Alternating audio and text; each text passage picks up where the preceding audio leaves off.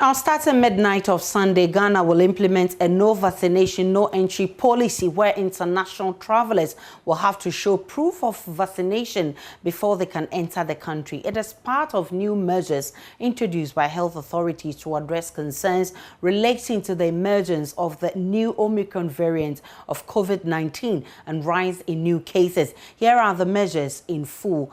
And there you have it. All persons 18 years and above arriving in Ghana will be required to provide evidence of full vaccination for a COVID-19 vaccine. Now, all unvaccinated Ghanaians and residents of Ghana are currently outside the country and intend to return within 14 days from the midnight of 12 December 2021 are exempted. However, they will be vaccinated on arrival at the airport. All Ghanaians traveling out of the country are to be fully vaccinated effective midnight 12 December 2021. And a person is said to be fully vaccinated when he or she has taken the full dose of vaccines approved and registered by the Food and Drugs Authority, FDA Ghana. 2 doses of AstraZeneca, Pfizer, Moderna, or Sputnik V to be declared as fully vaccinated. 1 dose is required for Johnson & Johnson to be declared fully vaccinated. And so these are the COVID-19 vaccines that have been approved by the FDA in Ghana: AstraZeneca, Sputnik V, Johnson & Johnson, Pfizer, and Moderna. And these are the vaccines that people have gone in to receive jobs. And the Ministry of Health and Ghana Health Service continue to advertise that people should go in and take these vaccines, the 5 of them. And so other arrival requirements remain unchanged. The 72-hour negative PCR test requirement prior to travel, completion of the health declaration form. All persons who arrive in Ghana will undergo antigen tests. These are the measures that has been announced by the Ghana Health Service beginning Sunday. Now, are these measures enough to secure our borders? Joining us for a conversation on this is Dr. John Amoisi. He's a public health expert with the KNUST and KCCR. I'm grateful for your time. Hello, Asha. It's good to be on your show, and greetings to everyone listening at this time. Doc, how would you describe these new measures? Enough to take care of the situation we find ourselves in? No, thanks, Asha. I was, I should say, pretty excited to read this press release from the Office of the Director General of the Ghana Health Service. I thought it was a very beautifully crafted press release. I think it was pretty timely as well. It lays out the issues very clearly, provides the justification for the action that has been taken. I say it's beautifully crafted because in there I can pick out where there are issues that could have been potentially contentious and where they tried to balance things in such a way that it will not come across as being too hard, but at the same time also to achieve the desired result. Of course, from where I sit, if I had the luxury of making the decision barring any other constraints, one would have loved to see 1 or 2 more things or things a little differently. But of course, the real world does not work this way. Now, I say this because they lay out very clearly what we're seeing with the Omicron, and they point out very clearly that we're seeing an increase in the numbers of cases over the past couple of days, which is a clear indication that whatever is happening globally is having its waves also being felt over here. Typically, when you look at or when you look historically, we've always experienced the waves that have gone on all over the world a little later than everyone else. And it's just like, the wave always sort of reaches our shore a little later. And so when you hear of a wave happening somewhere, it only makes sense that you would prepare for when that wave reaches your shore. And not to say that, oh, that wave would never get here, because historically it is clear that, once somebody catches a cold somewhere or sneezes somewhere, we will definitely catch that cold, literally in this case. No, that being said, I mean, they point out the changes in the number of cases, an increase of 40% is what they make mention of. And it's important to note that once you begin to detect at the airport at this level, no matter what you do, there will be some cases that are slipping through. And this is just something that is undeniable. So as I said, if I had my own way, I would have loved to have cut down the window for a PCR test from the 72 hours prior to arriving in Ghana to 48 hours. That I can see would prove some difficulties. As I said, I can understand why some trade-offs will have to be made, because some people travel over longer periods of time, have long transits, and so on and so forth. But given the degree to which this virus can spread, and looking at the intervals in between, I mean, this came very close home for me, because a good friend of ours coming from the U.S. last week, actually about 10 days ago, got detained in Ghana because she tested positive upon arrival, and she had done the test about 72 hours before departing from the U.S. She did the antigen test upon arrival, was positive. They did a confirmatory test a bit later by PCR, and it was positive, and she had been fully vaccinated. Now, if this test had been done about 48 hours before departure, it's very probable that it would have shown up before she departed. So the question is, given that the sensitivity of the test is not 100% and cannot be 100%, what proportion of potentially positive people might be slipping through? And how can we even make that net a bit tighter? It cannot be entirely foolproof. So as I said, yes, I'd have loved to see a shorter time frame of this 72 hours instead of, maybe I'd have preferred to see 48 hours, but I can see how this could be a problem for many people traveling. I also see that we have rules for people, all persons 18 years and above arriving in Ghana.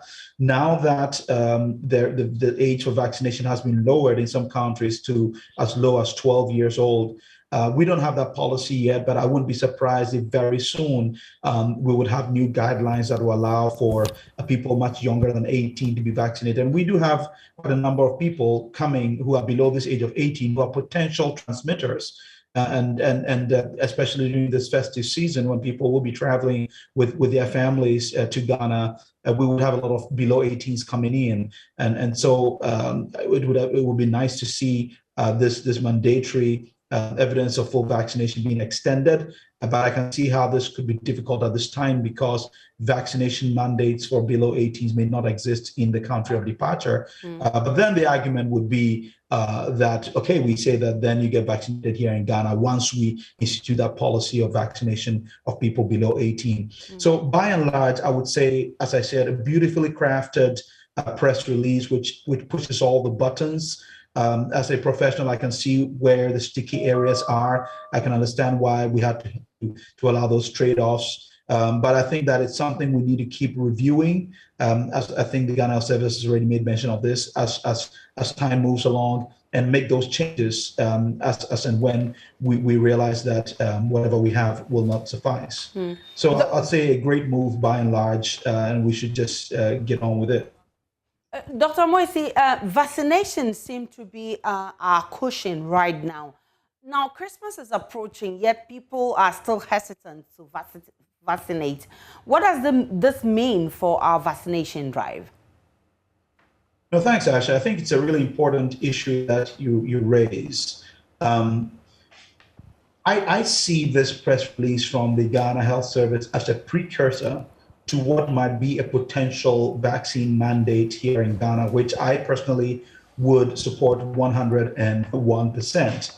What I mean by this is, now it becomes mandatory. If you want to come into our country, you have to be fully vaccinated. Take note, they do emphasize fully vaccinated, and they go ahead to also define what full vaccination means. And that's pretty exciting. What that means is that you actually can't enter Ghana even if you take your first shot this week. You have to wait until you've got your full shot. That's assuming you're not doing a Johnson & Johnson, which is a one-dose vaccine. So if you want to come to Ghana for Christmas and you've not been vaccinated, then your only chance is to take your Johnson and Johnson, and then that's about it. So what I see is now that the rules are in place, you want to come into the country, you have to be vaccinated. If you are Ghanaian, of course, we can't say don't come into your own country because you're unvaccinated. But when you get here and you're not vaccinated, we're going to jab you. I think it's a beautiful piece of policy. And what that means is very soon this will be extended. I think it's going to be extended to the government sector, the ministries and other government agencies where everyone has to be vaccinated in order to be able to work. And then very soon it's going to be pushed into some kind of legislation where you have to be vaccinated as a rule. This has been done in some countries already, and I think this would be the way to go. It's something that won't happen immediately, but I think this is a precursor to that. And as a public health person, I would fully support it, and I think this is just the way to go. Doc, we seem to be letting our guards down, especially now as we're told of a new variant, the Omicron virus. How do you advise that we go about this?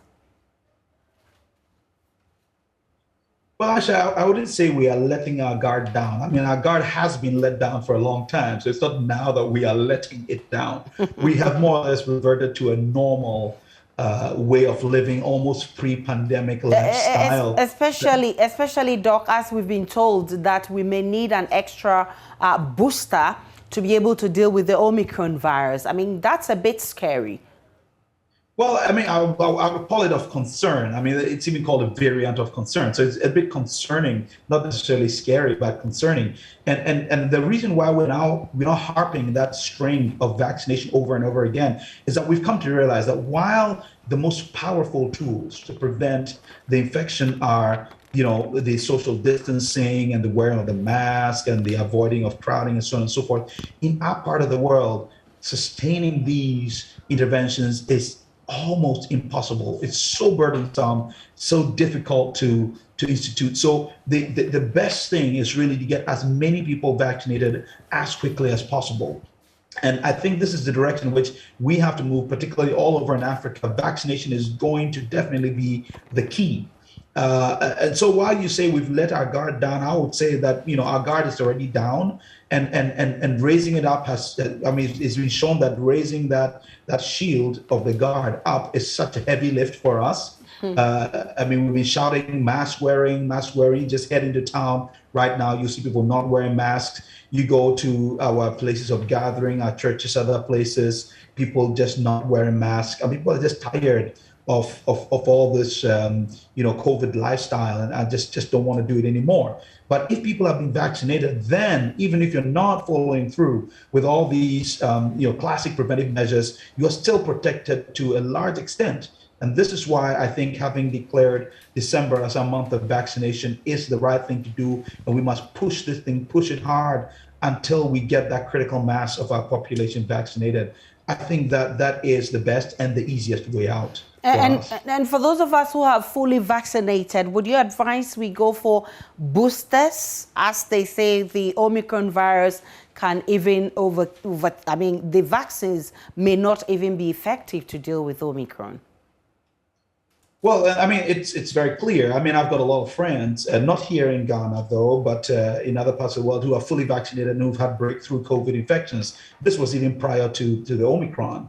So currently, Ghana has not, or should I say, I have not seen any directive on booster vaccinations. What that means is that if you're fully vaccinated, there is no official pathway for you to get a booster. But I am fully convinced that sooner than later, the Ghana Health Service, Ministry of Health, would come out with guidelines for people to receive a booster if they want one. In fact, they would actually encourage people to receive boosters. I can't wait to receive the news of a booster so I can go get mine as quickly as possible. The good thing is now boosters with vaccines different from what you received the first time are being encouraged. I know that there's a horde of vaccines that have come into the country, still many more coming in. Very soon, there's not going to be any challenge with numbers of vaccines or quantum of vaccines available. It's going to be more about getting them into people's arms, which is the operationalization of the vaccination, which I know is underway. My only concern with Omicron is, and then the WHO sounded this warning, the Director General, Dr. Tedros, gave this warning to the so-called developed countries that they don't revert to the vaccine hoarding practices, which we saw during the Delta wave, and so deny countries the willingness to access the vaccines, especially to address Omicron. I'm sure you have followed the news from the Africa CDC and the very strong rebuttal from Dr. Nkengasong, Director General of the Africa CDC, that was given to the statements made by the Chief Executive of the Serum Institute of India, who made some unsavory remarks about African procurement of the AstraZeneca vaccine from Serum Institute of India. I thought the rebuttal from Dr. Nkengasong of the Africa CDC was definitely right on point.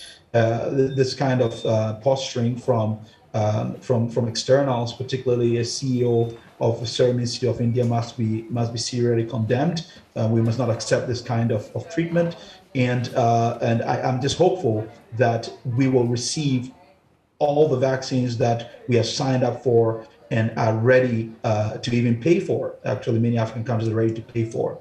So yeah, it's all about getting those vaccines in and getting them into the arms of people. Dr. John Amoisi, I'm grateful for your time. Dr. John Amoisi is a public health expert with KCCR and a lecturer at the KNUST.